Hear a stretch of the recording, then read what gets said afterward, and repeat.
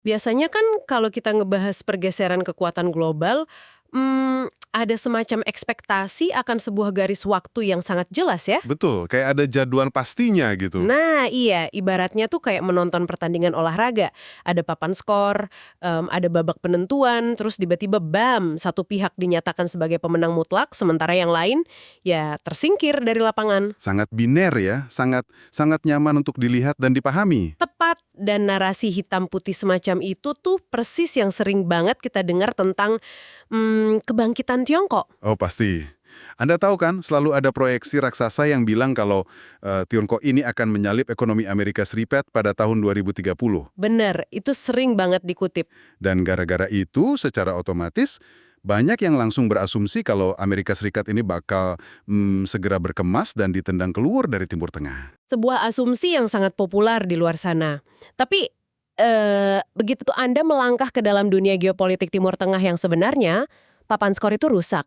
Hancur berantakan malah ya. Iya, landscape kekuatannya itu sangat abu-abu, rumit banget, dan dipenuhi dengan pragmatisme tingkat tinggi. Jadi untuk bedah tuntas kita hari ini, kita akan membongkar dinamika tersebut. Ini topik yang sangat panas sebenarnya. Benar sekali. Kita membedah tuntas sebuah landscape yang krusial bagi masa depan dunia, bersandar pada sebuah artikel yang menurut saya sangat tajam, berjudul China's Rise in the Gulf, A Saudi Perspective. Ah ya, tulisan dari Nasser Al-Tamimi. Betul. Itu bagian dari buku Salman's Legacy. Dan sebagai catatan untuk Anda yang mendengarkan, kita membedah ini murni dari kacamata strategi geopolitik berdasarkan sumber kita ya. Tanpa memihak siapapun. Negara-negara ini mengamankan kepentingan mereka sendiri. Iya, karena di level ini semuanya soal kepentingan. Pasti. Jadi misi atau pertanyaan intinya hari ini. Dari sudut pandang Arab Saudi sendiri, bagaimana sebenarnya mereka memandang raksasa Asia yang sedang bangkit ini? Hal ini memunculkan pertanyaan penting tentang batasan sebuah hubungan. Maksudnya, Nasir Al-Tamimi dalam artikelnya ini menyoroti sebuah permainan catur yang jauh lebih dalam dari sekedar angka ekspor dan impor. Bukan cuma soal jualan barang ya? Sama sekali bukan. Fokus utamanya itu apakah dominasi ekonomi yang sedang dibangun Tiongkok ini akan secara otomatis bertransisi menjadi aliansi militer dan politik yang solid dengan Arab Saudi, atau justru ada garis batas tebal di sana? tepat, garis batas yang memang sengaja dibuat dan tidak bisa dilewati begitu saja oleh kedua belah pihak. Mari kita urai ini. Karena untuk memahami kemana arah aliansi militer ini, kita harus melihat urat nadinya terlebih dahulu kan? Uang? Uang dan minyak. Tiongkok ini sangat haus akan energi dan Arab Saudi memiliki lautan energi tersebut. Saya ingat pas baca sumber kita, ada satu titik balik di mana hubungan dagang kedua negara ini tiba-tiba meroket tajam. Ya, itu terjadi di dekade terakhir ini. Kapan tepatnya pergeseran besar itu mulai terjadi? Titik baliknya itu secara resmi tercatat pada tahun 2013. Oke, 2013. Ya, saat itulah Tiongkok secara resmi menyalip negara-negara lain untuk menjadi mitra dagang nomor satu bagi Arab Saudi. Tapi kalau Anda ingin melihat skala pertumbuhannya, rentangnya itu jauh lebih mengejutkan lagi. Seberapa mengejutkan? Jadi gini, sejak kedua negara ini membuka hubungan diplomatik pada tahun 1990, Yang mana itu belum terlalu lama ya secara historis? betul, baru sekitar 3 dekade. Nah, sejak 1990 itu, volume perdagangan dua arah mereka melonjak hingga 230 kali lipat. Tunggu, 230% atau 230 kali lipat? Kali lipat, bukan persen. Dan puncaknya itu terjadi pada tahun 2014, di mana nilai perdagangan mereka menyentuh angka hampir 70 miliar dolar Amerika. Wow, itu angka yang sangat masif, 70 miliar dolar. Dan tren itu kan berlanjut terus, bukan? Maksudnya ada kunjungan kenegaraan yang sangat besar dari pihak Saudi beberapa tahun setelah itu. Benar, pada Maret 2017, Raja Salman melakukan kunjungan yang sangat bersejarah ke Tiongkok. Itu yang beliau bawa rombongan besar banget itu kan? Ya, sangat mewah dan masif. Dan mereka di sana tidak hanya berjabat tangan di depan kamera untuk urusan PR. Mereka pulang membawa kesepakatan-kesepakatan bernilai hingga 65 miliar dolar. Luar biasa. Dan logika di balik angka-angka fantastis ini sebenarnya sangat bertumpu pada proyeksi masa depan. Yang sangat memukau di sini adalah, pada tahun 2016 saja, pertumbuhan konsumsi minyak Tiongkok itu menyumbang sekitar 22% dari total pertumbuhan permintaan minyak global. 1/5 dari seluruh pertumbuhan dunia ya. Hubungan ini, bagi Anda yang mungkin sedang mencoba membayangkannya, ibarat sebuah mall raksasa lah. Anggaplah mall itu adalah perekonomian Arab Saudi. Analogi yang menarik. Iya, terus tiba-tiba mall ini mendapatkan anchor tenant atau penyewa utama baru yang sangat-sangat kaya, yaitu Tiongkok. Masuk dengan modal tak berseri ya. Betul. Penyewa baru ini datang menyewa ruang yang paling besar, mendatangkan keramaian, dan perlahan menggantikan dominasi penyewa lama yang selama ini menguasai mall tersebut. Bagi si pengelola mall yang pendapatannya sangat bergantung pada satu komoditas ini, ya mereka tentu akan melayani pelanggan yang paling lapar ini secara maksimal. Sangat masuk akal.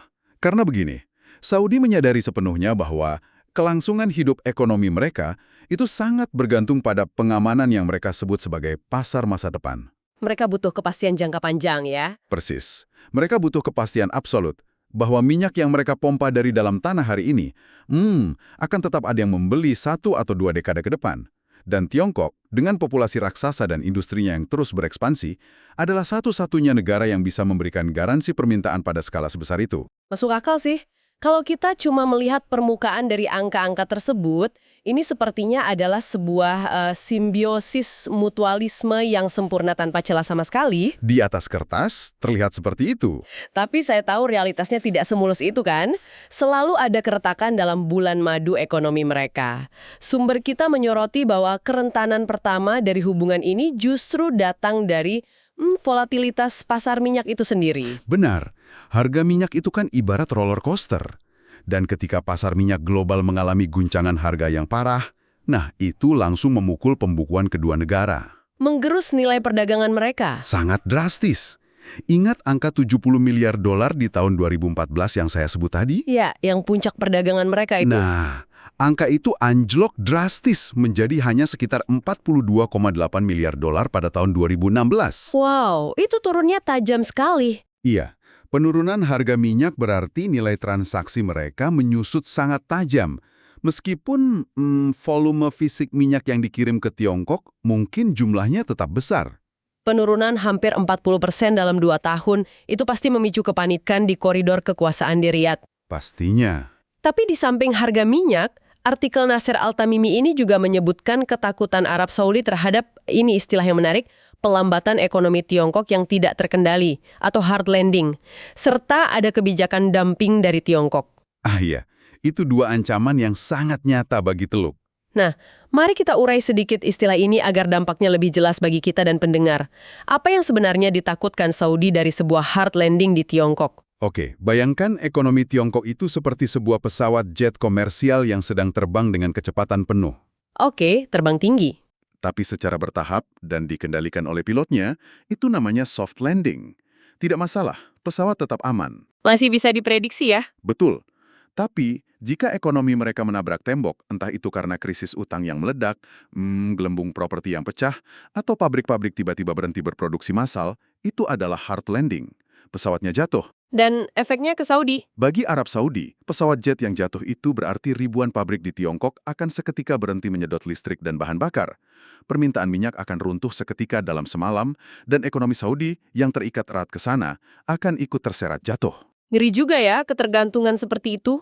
Terus bagaimana dengan kebijakan dumping? Kenapa Arab Saudi dan negara-negara Teluk yang tergabung dalam GCC ini merasa sangat dirugikan oleh praktik Tiongkok yang satu ini? Bukankah mereka pada dasarnya cuma penjual minyak? Nah, ini miskonsepsi yang sering terjadi. Negara-negara Teluk itu sekarang sedang berusaha keras mendiversifikasi ekonomi mereka. Oh, visi 2030 dan semacamnya itu ya? Tepat sekali. Mereka membangun industri-industri baru di luar minyak, seperti pabrik baja dan pabrik aluminium. Masalahnya, ketika pabrik-pabrik di Tiongkok memproduksi terlalu banyak baja dan aluminium sehingga tidak terserap oleh pasar domestik mereka sendiri, Mereka harus membuangnya ke suatu tempat? persis, Tiongkok membuang atau mengobral kelebihan produk tersebut ke pasar global dengan harga yang jauh di bawah biaya produksi normal. Itulah yang disebut dumping. Wah, itu merusak harga pasar dong. Sangat merusak. Baja murah Tiongkok membanjiri Timur Tengah.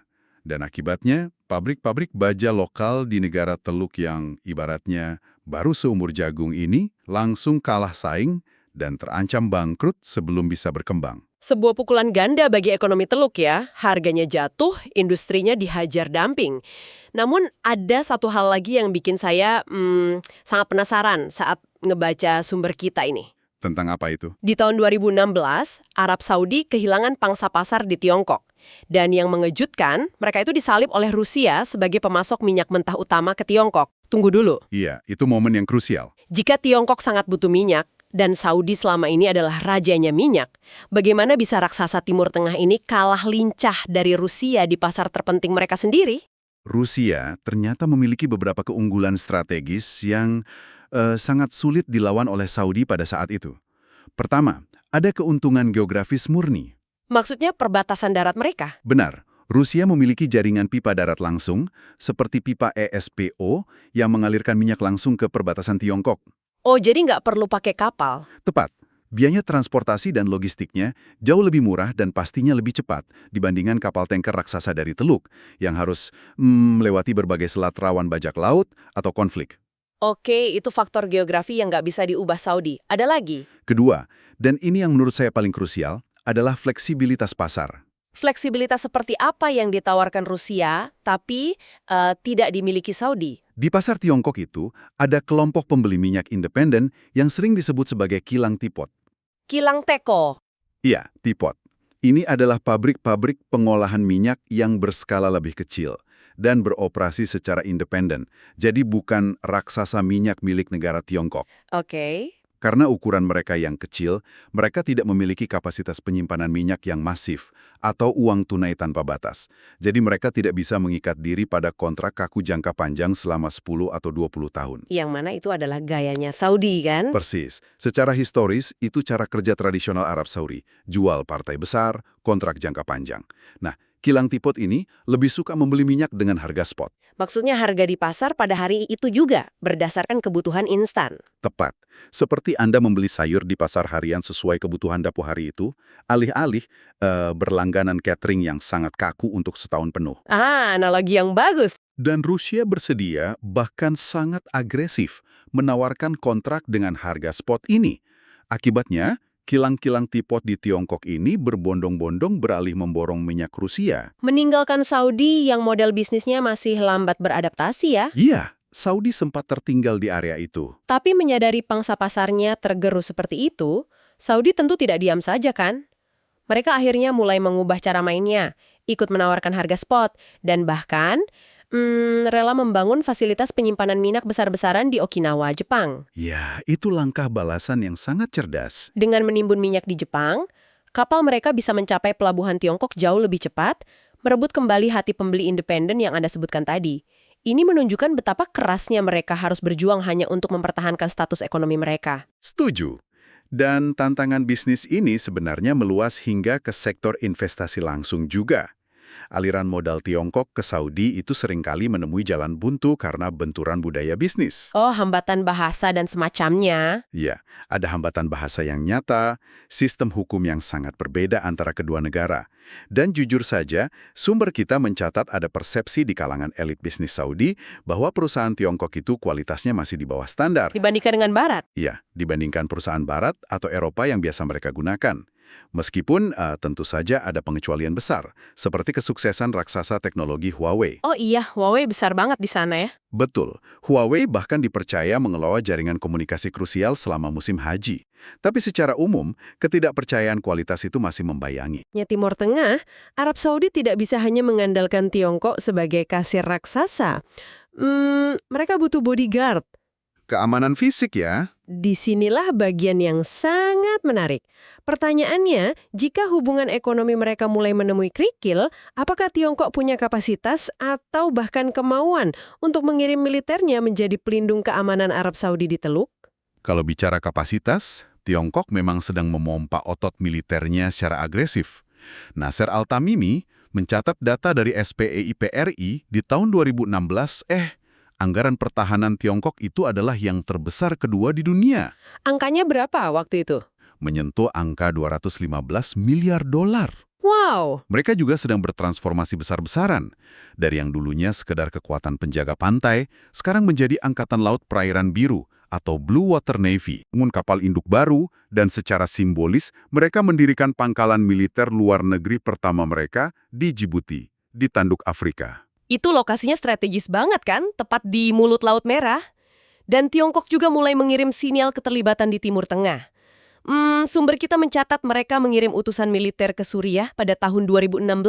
Ya, itu membuat banyak pihak di Barat mulai waspada. Bahkan, mereka mengesahkan undang-undang anti-terorisme baru pada 2015 yang secara hukum memungkinkan militer Tiongkok dikerahkan ke luar negeri untuk misi-misi tertentu tanpa memerlukan mandat dari PBB. Betul sekali. Itu langkah yang sangat-sangat berani bagi negara yang biasanya menutup diri dari urusan atau konflik eksternal negara lain. Itu adalah sebuah pergeseran doktrin yang drastis, namun kertas kebijakan itu berbeda dengan medan tempur sungguhan.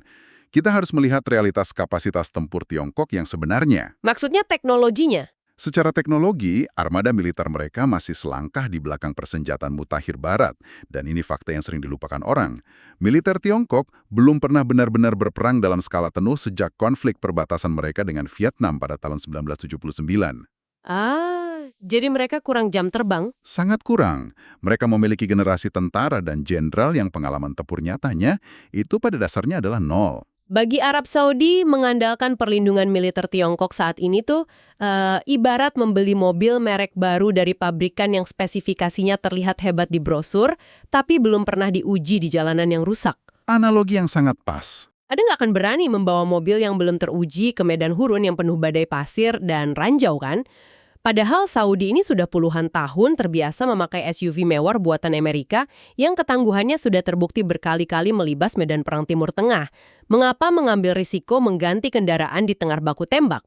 Dan Tiongkok sendiri sangat sadar kok bahwa mobil mereka itu belum siap untuk medan yang keras tersebut. Secara strategis, Beijing ini sama sekali tidak tertarik untuk mencampuri apalagi menjadi wasit dalam konflik internal Timur Tengah yang sangat kompleks. Yang seringkali diwarnai ketegangan sektarian juga ya. Betul.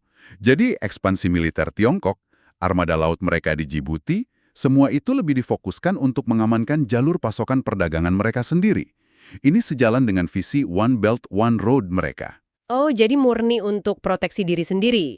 Iya, mereka cuma ingin memastikan kapal tanker mereka tidak dibajak perompak dan minyak mereka sampai di pelabuhan Shanghai dengan selamat.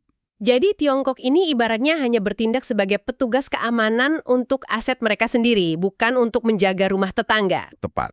Jadi apa makna dari semua ini? Jika Tiongkok belum siap dan belum mau menjadi pelindung keamanan Arab Saudi, ini kan memaksa kita melihat ke arah Washington. Bagaimana dengan Amerika Serikat? Sekutu lama mereka? Ya, ada mitos yang sering banget berseliweran bahwa karena AS sekarang mengalami shale boom, yaitu lonjakan luar biasa produksi minyak serpih di dalam negeri mereka itu sudah mencapai kemandirian energi dan siap meninggalkan Timur Tengah. Apakah Saudi benar-benar khawatir ditinggalkan oleh Paman Sam? Mitos kemandirian energi AS itu sering banget disalahartikan di media massa. Memang benar bahwa Amerika sekarang memproduksi sangat banyak minyak di dalam negerinya sendiri, tapi, dan ini tapinya besar, minyak adalah pasar global yang saling terhubung. Nggak bisa diisolasi gitu aja ya? Nggak bisa. Jika terjadi perang di Teluk dan fasilitas minyak Saudi hancur, pasokan minyak global akan anjlok drastis. Akibatnya, harga minyak dunia meroket. Dan itu berdampak ke Amerika? Jelas. Produsen minyak di AS akan lebih memilih menjual minyak mereka ke pasar luar negeri yang harganya sedang tinggi-tingginya. Yang pada gilirannya, itu akan memicu lonjakan harga bensin dan inflasi besar-besaran di dalam negeri Amerika sendiri. Masuk akal. Kestabilan harga barang di supermarket Amerika itu sebenarnya sangat bergantung pada kestabilan keamanan di Timur Tengah. Oleh karena itu, Amerika Serikat tidak akan begitu saja mengemasi barang-barang mereka dan meninggalkan pangkalan militer di Teluk, ya? Tidak akan dalam waktu dekat. Dan Arab Saudi sangat memahami realitas tersebut.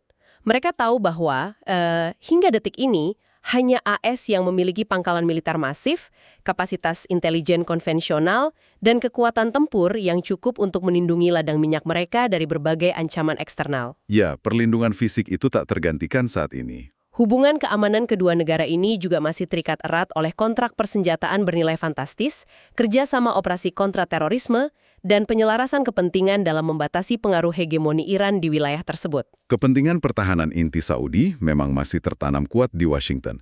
Tidak ada negara lain, termasuk Tiongkok, yang bisa menggantikan peran payung keamanan tersebut. Lalu, muncul pertanyaan besar.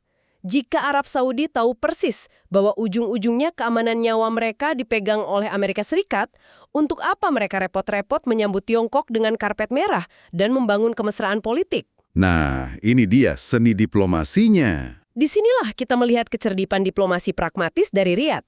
Mereka mempraktekkan seni bermain di dua kaki. Tiongkok ini tidak dilihat sebagai pengganti Amerika, melainkan sebagai tuas diplomasi. Sebuah alat penekan atau bargaining chip ya. Persis. Ketika Barat mulai banyak menuntut, Saudi menoleh ke timur. Contoh paling nyata dari manuver ini adalah ketika Washington mulai menekan Saudi secara politik. Ambil contoh Undang-Undang JAST di Amerika Serikat. Oh iya, JAST. Bisa dijelaskan sedikit? Untuk menuntut pemerintah Arab Saudi secara hukum di pengadilan AS. Saudi tentu saja sangat marah dan panik dengan hal ini. Dan di saat itulah, Tiongkok masuk. Betul.